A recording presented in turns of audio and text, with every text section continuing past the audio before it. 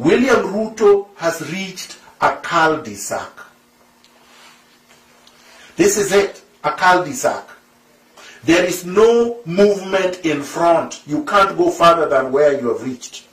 You can't turn left, you can't turn right, and you can't turn back because the enemies are behind you with guns pointed at you.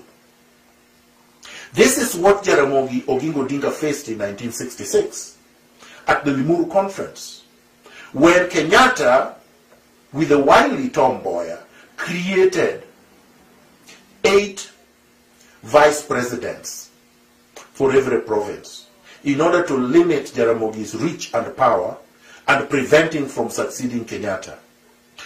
Right now, William Ruto is alone, and the ICC cases were terminated.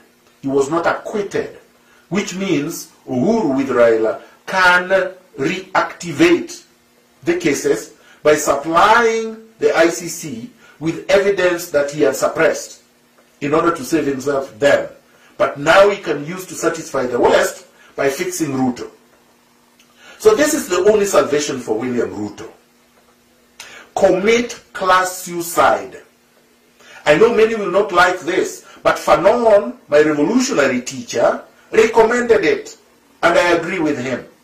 This is the same thing Fidel Castro did with Che Guevara, Ernesto Che Guevara. Ernesto Che Guevara was the son of a physician, a rich man, compared to other members of his class. He committed class suicide and joined Castro in Mexico to the Bay of Pigs and took power from Batista. Castro's father was a large landowner.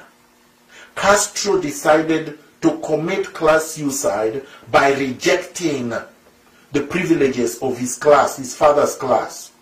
He nationalized the estate of his father. His father was a supporter of Batista. He fought against his father's interests and his family interests. He committed class suicide as an elite. That's what Vladimir Lenin did in Russia in 1917.